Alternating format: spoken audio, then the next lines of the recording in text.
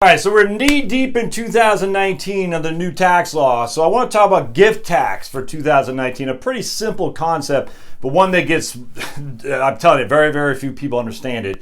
And we're going to dive into this deeply because it's important to understand, especially if you have a gifting strategy that you're considering, because gifting is a couple things. A wonderful way to give money to other people to see how they can manage it while you're alive. And so let's just say you have a large estate, and a large is whatever you think. I don't care, $1 million, $100,000, I don't care. A large is subjective, but just say you're saying, I want little Joey to get some of my money, so I'm going to give him a little bit today to see if he reacts, how he reacts. If he starts sniffing it up his nose, I probably don't want to leave him the bigger portion of my estate because I've seen that he sniffs it up his nose. Not good.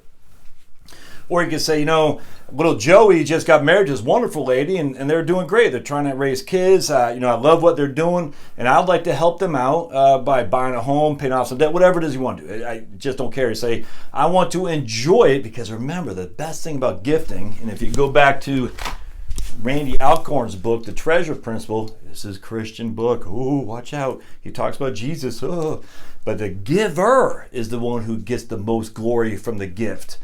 You feel better about giving. You don't feel as good. You feel better than the recipient. It's nuts. I'm telling you, when you give, it makes you feel great. You feel awesome. And so read Andy Alcorn's book. It's simple. It's not a very big book. Look at that. I love it. It's one of my favorite books of all time. But anyway, I just had that out there because I had talked about it before. But anyway, at the end of the day, the premise is you get the enjoyment out of giving while you're alive, to see the benefit of helping little Joey and his new wife and their kids. What a wonderful feeling. It makes you feel good. And so it feels good. But unfortunately, a lot of people say, well, if I give, it might be taxable. Or if I give or whatever, I want to wait till I die to give because I'm so nervous about the market, all this stuff. And so let's dive into that here because I think it's important. I think it's actually critically important if you have that mentality of being a giver while you're alive, to enjoy the fruits of your labor as you can see it in front of you. My man Skip Ritchie does mission trips to Zimbabwe. I was actually thinking about going with him one time. Remember, Zimbabwe used to be Rhodesia, right, as the predecessor to what's happening now in South Africa. Mugabe took over Zimbabwe, basically killed all the white farmers. They have no industry anymore. There's no farming. They do some coffee growing. They're desperate to get industry back. And Mugabe's, I don't think he's not dead yet. I think was he exiled? I don't even think he's exiled, but he lost his grip, thank the good Lord. Zimbabwe was a breadbasket of Africa. And yet that monster took over and just pummeled everybody, opposition, and just horrific. Same things happen in South Africa right now. Same exact things happening, and we'll see the same results for sure.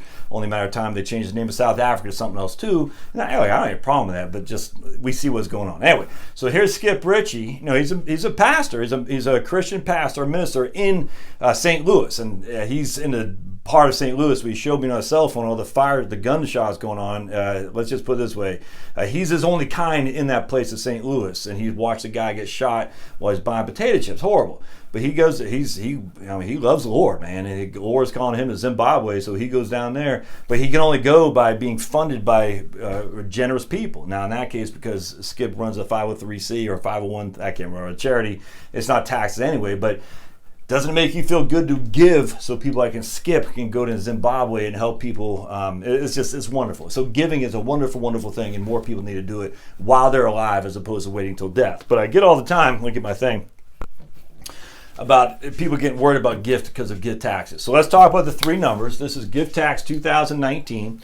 All right, so you can still give $15,000 today. You can write me a check right now for $15,000 and not have to file it, not have to pay tax on it, and don't have to do anything. You say, here, Jock's check for $15,000. Good luck to you. And I say, thank you. I don't have to pay tax. I don't have to file nothing. You don't, I don't. We are good to go. Now, we'll talk about gifting stock. I don't know if I'll get in that here today.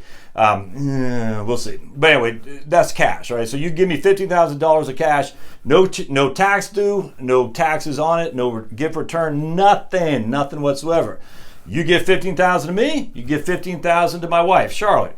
Same thing. She gets it, no taxes, no paperwork to file, nothing, just checks, hands the check, goes to the bank, deposits, good to go. You're good to go, I'm good to go, she's good to go. Nothing. You give me a check for $16,000 on the other hand, then you have to file a gift tax return. So one page, my friend. That's it. Just one page. No big deal. It's literally the easiest. It's easy. No big deal.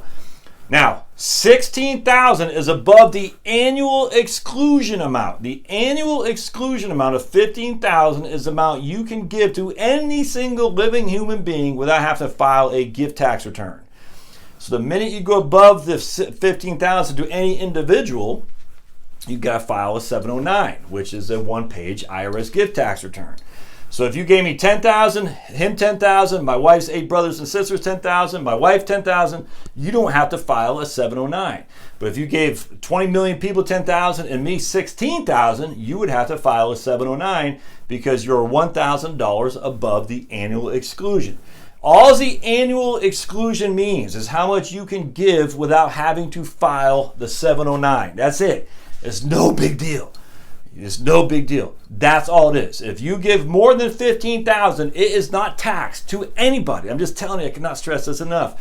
It is not taxed to anybody. It just means if you gave more than $15,000, you have to file a 709. Now, people say all the time, well, Josh, I gave $15,000 and my wife gave $1,000, thus it's $16,000, so we shouldn't have to file a 709. No, still, that's called a split gift, all right? So you're still going above the annual exclusion. You're giving $15,000, which is your $15,000 annual exclusion. My wife is giving $1,000, which is part of her $15,000 annual exclusion to that one person. But because we're combined on our tax return and we're splitting the gift, so that way it's not all $16,000 from me, we still have to file a 709. It's just not a big deal. But I mean, if people don't want to file it, then just make sure you don't split the gift. That means you give $15,000 and that's it, and then my wife gives $1,000 to somebody else. Don't give it to the same person, simply because if you do and you split the gift, you have to file a 709.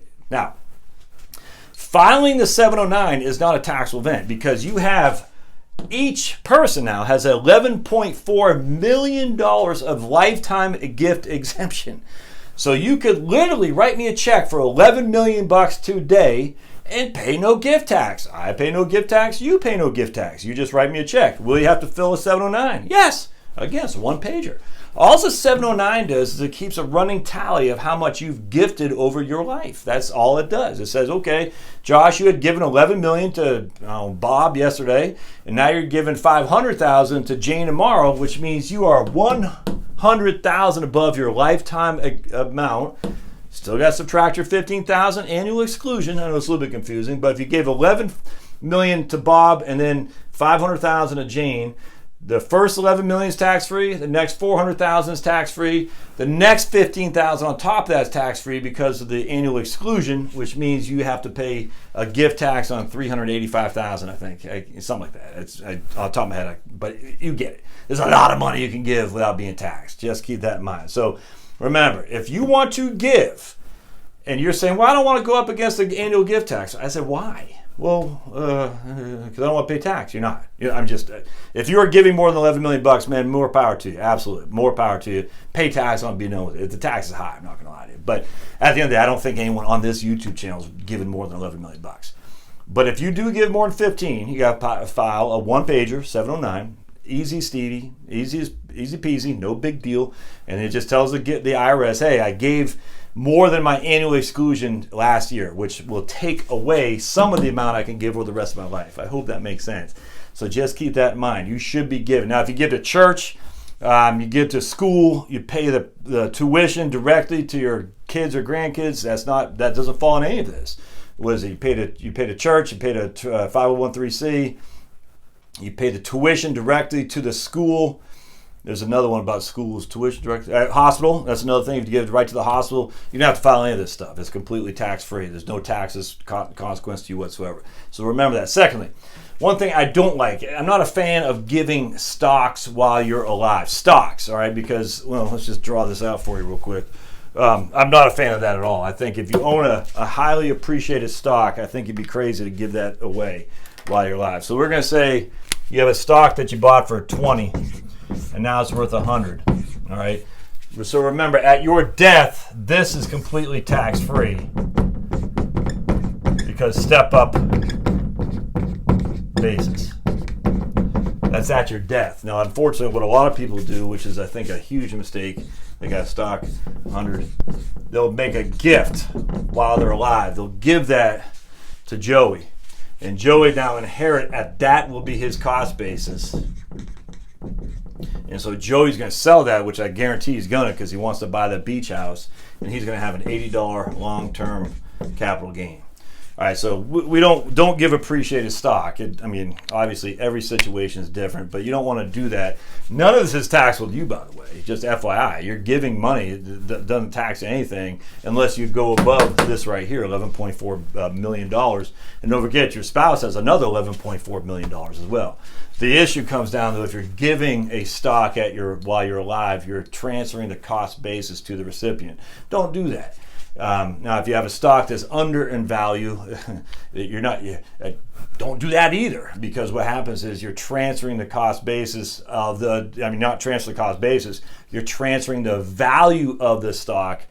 So essentially, instead of you selling it to take the loss, you're transferring a lower value than what you put into it, and you can't take the loss. And Joey inherits it. He doesn't inherit. He takes it at that lower cost, all right? Because you bought it at 20, it's worth 10.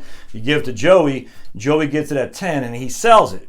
All right. Well, that $10 capital loss is lost. You don't get the write off, and he doesn't get it write off, because that's just the way the tax code works. So what you should do is you should sell it first and take the capital loss, and then give him the cash, if that makes sense. So remember, you got $15,000 on any given year. You can give to anybody $15,000, not feel anything. There's no tax, nothing.